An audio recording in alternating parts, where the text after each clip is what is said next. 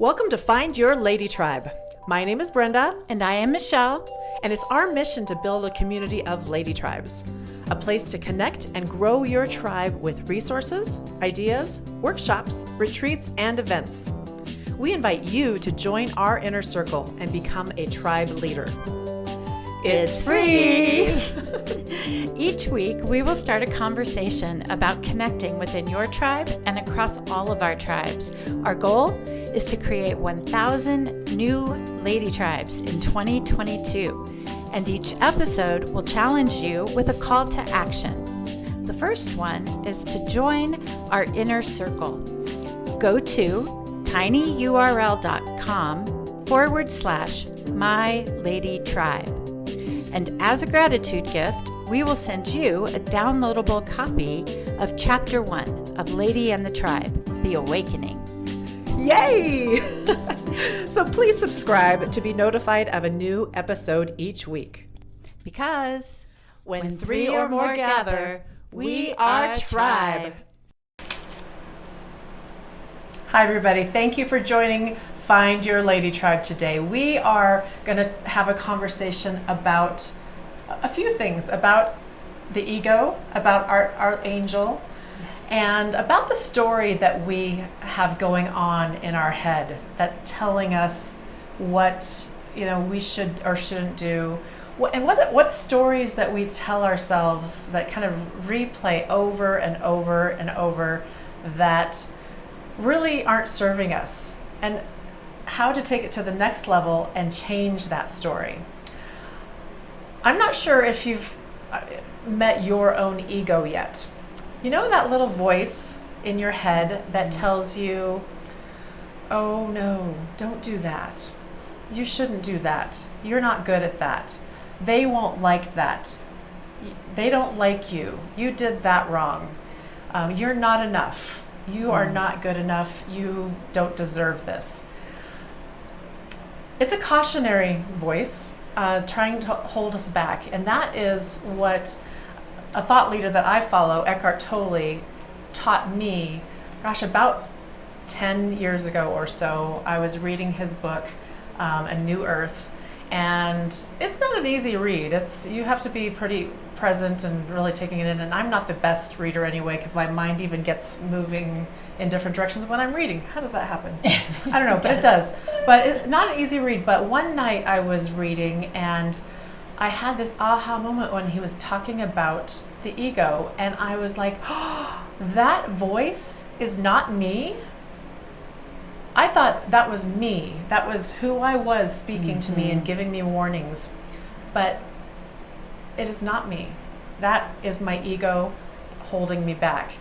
And I think we have another side also that tells us different things. Sure, like if there's a devil on one shoulder, then there's definitely an angel on the other shoulder.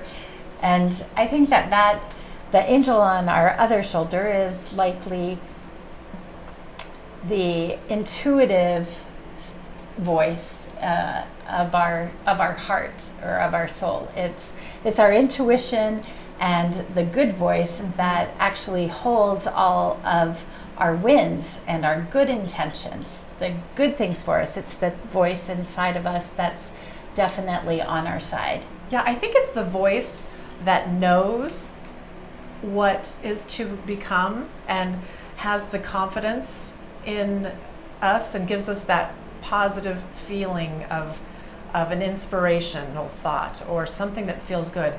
For me, the ego or the devil side is definitely, it's not the devil, but you can look at it that way. The ego side is always telling me what I can't do, and it is a voice.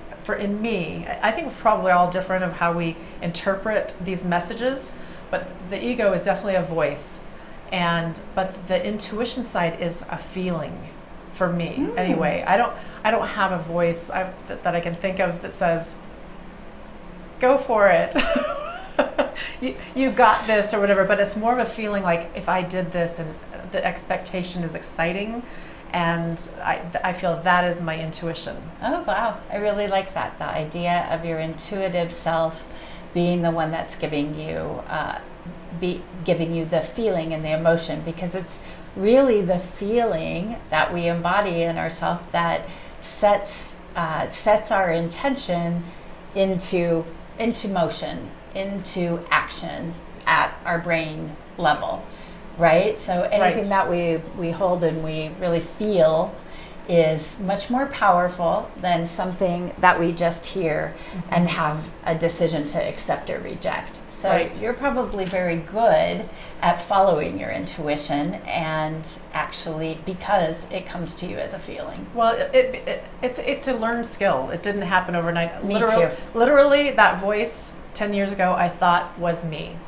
And I didn't understand that the universe was trying to tell me something when I had a good feeling to say, go for it. It's a feeling, go for it, do this. This will be energetic and exciting. So what stories are you stuck in? Are you stuck in your ego telling you how things are and how things are going to be and what your life is going to be? Because that does spark a feeling, and it doesn't feel very good. No.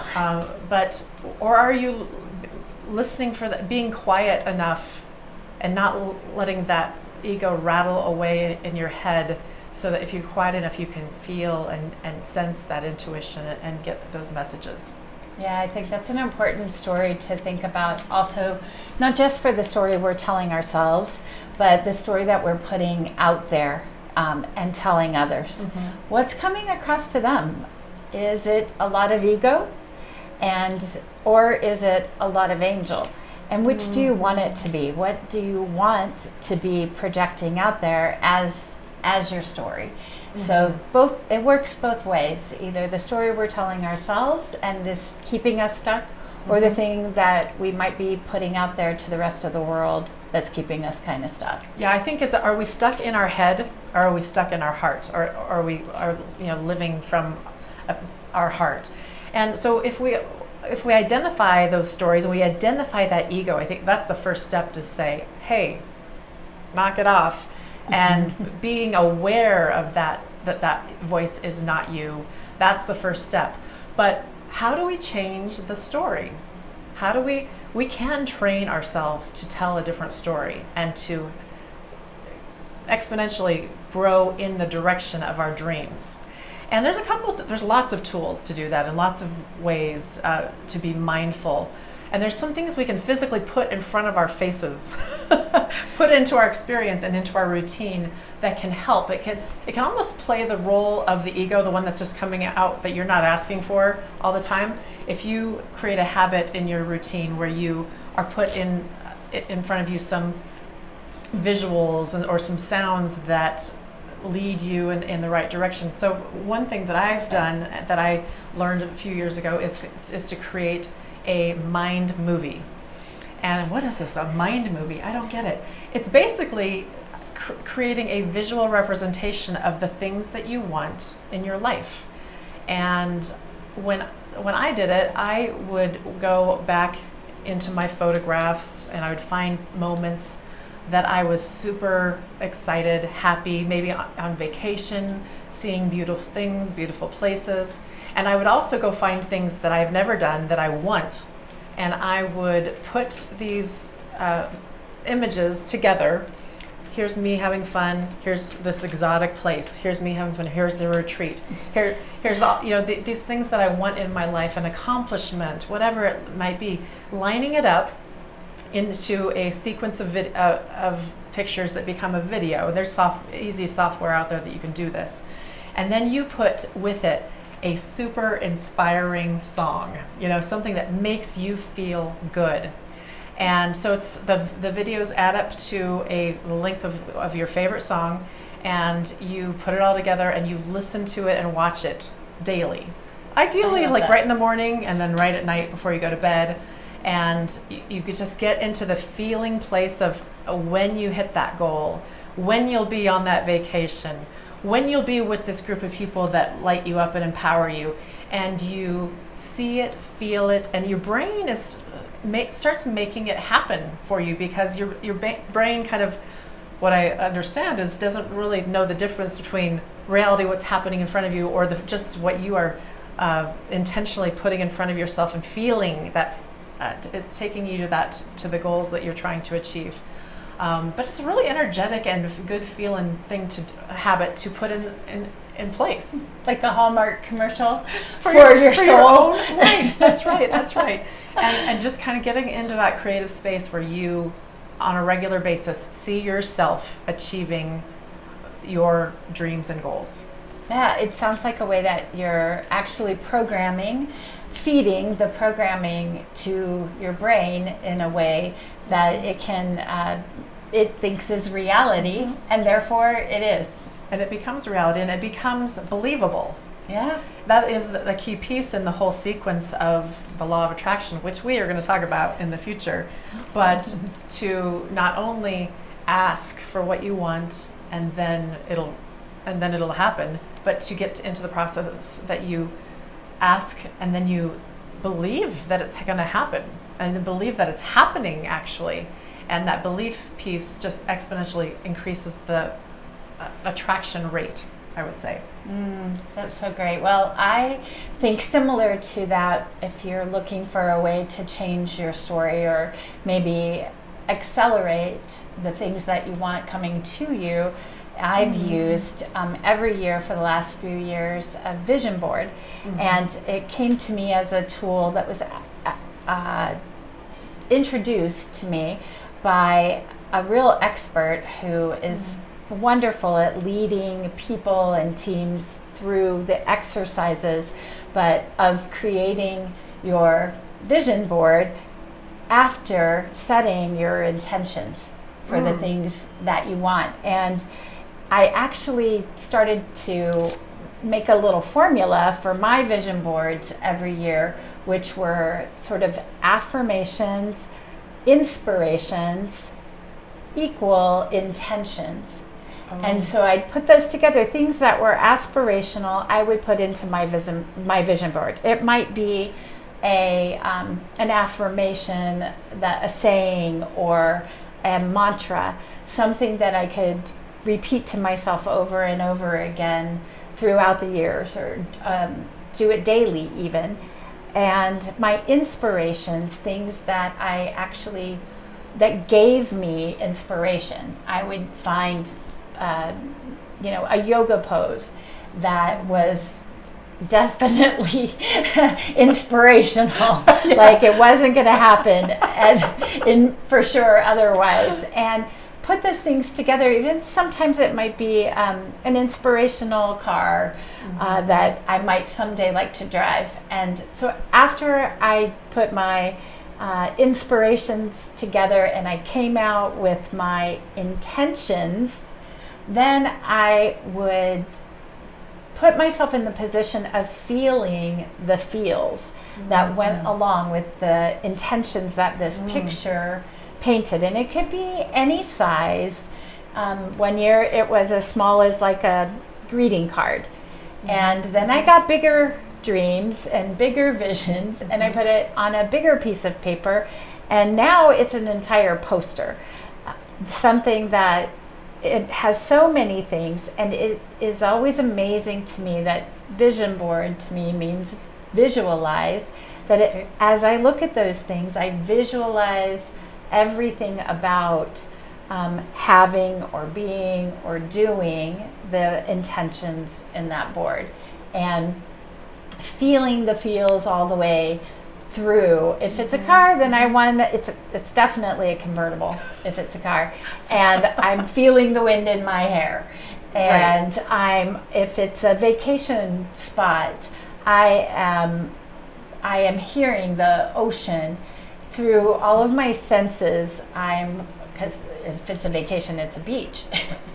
And so I'm feeling all of those things, and more than visualizing with my eyes, I'm feeling the feelings with all of my senses in my body. Yeah. And making those things become true in that way. And every time I look back at over the last few years since I began this habit and got this training of how to connect my brain to my body in this way to change my story.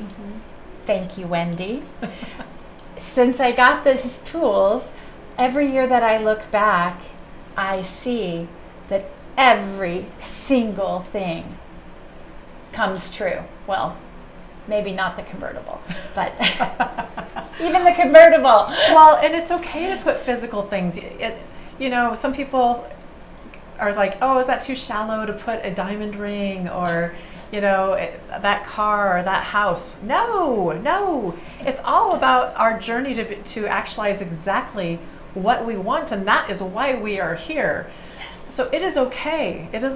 Those things are here for us to be had. They are here to please us, and it's our job in life, our mission, to actualize those things because they were put in our heart for a reason.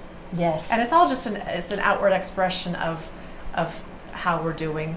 The things on my vision boards are like, I'm a kind of a big thinker, the things I put on my boards most of the time are 5 to 10 years out. So my realizations sometimes are few and far between, but they happen as well. So it's kind of cool to pull an old vision board out or mind movie out 10 years later, and maybe it actually got put on the back burner. We got to talk about that.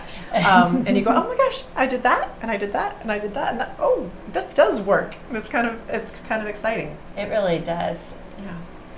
So for those of you who aren't really familiar with what a vision board is, let us have it, Michelle. What is it? I'm not the expert, but it can be anything that you want. It's nothing there's no rules. There's a theme usually that you can build upon. I like to set mine up in a feng shui kind of way, but people will do all kinds of things. You can add pictures of places similar to your mind movie, something that inspires you. You can choose things from the past or the future that represent and spark that feeling that that matches your intentions. I use words. Your vision board can be absolutely nothing but words. Some people like to use, it can be like your goal setting sheet for the year kind of things if it's only words. Some people like pictures of, even in a class setting, we just got pictures out of magazines that inspired us. That doesn't work too well if the only magazines around your house are, your husband's People magazine, catalog, kind of smutty stuff, catalog for tools or something. But you find the images and the things that are inspirational, and even just collecting those things are good. I once did the exercise where people found things for me. Or we traded, and that was really fun. Things that this speaks to me for you. And we just got a glue stick or some colored pencils and markers and decorated up. So it can be anything from a small thing that triggers your intention for you all the way up to a poster that you hang on your wall. Right, yeah. So when I did my first one, it was go get a poster board, cut out pictures of magazines, go find magazines that actually have things that you want in them and not just a bunch of junk, and cut it out, and words, phrases, and all that, glue it together, have a little dance party while you're doing it, get that energy going. Do it with friends. You do it with friends. I would even take a picture of my big board, and I would take a picture of it, and I would have it on my phone as like my screensaver, or put it in the front of my planners on a reduced size so that it was in multiple places. Or just, if it is things, actual objects, have a box that you just go to on a regular basis and touch and feel those items and how they make you feel and where you want to be in relation to those things. Yeah, whatever inspires you. Right. So, and then just getting in front of it on a regular basis in a passive way as much as possible, but then in an intentional way also. For example, if it's the mind movie, you need to play that mind movie on a daily basis, and just go, ooh, yeah, remember that? Oh, I can't wait for that. This is going to be exciting. Kind of just get in that eagerness and excitement spot. You're accomplishing a goal, and how would your dad feel about when you accomplish that goal and go, oh, it makes me so proud. It makes me feel like a good girl, like they're proud of me, and just go to those really juicy, great feelings that go with it. That is going to just take you on a faster pace to what you want in your life, right? Yeah, well, and if you're looking to change your story, this is a great way to measure your progress in changing that story. A way to inspire yourself and make sure that the feelings that you're creating, whether you're creating them for yourself alone or the pride and the happiness and the joy that you can create with others, is kind of knocking out the ego voice in you and supporting you with the angel voice telling you, yes, you can do these things, they can become real, and you're just taking it from a thought all the way through to an action. Right. And it change that story. It sets the path for you. And Yes. I think a first step is, if you're kind of new to all this ego and angel information that we kind of just started talking about, just being able to start recognizing that ego when it rears its ugly head and just say, get off my shoulder. Enough of you. That is not me. That is not my message, and that is not my story.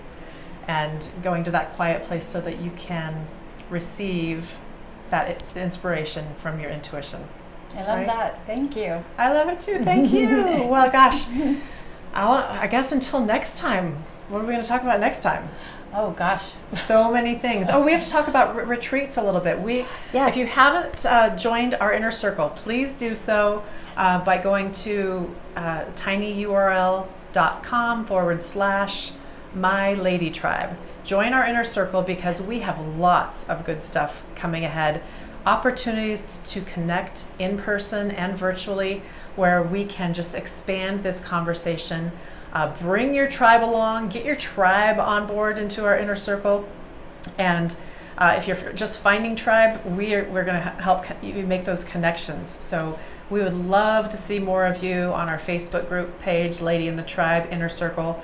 And definitely that's how you're going to learn. Join that inner circle. That's how you learn about more of what we have going on here. But we have so many great things to talk about in the future. We're excited. We do have a retreat plan that's in the planning process happening right now. So get connected, because we want you there. We want you to know about it when we actually get to roll that out, because it will be limited. It'll be sizable, I believe, but it also will be, there will be limits to our capacity. We want you there for sure. So until next time, when 3 or more gather, we are tribe.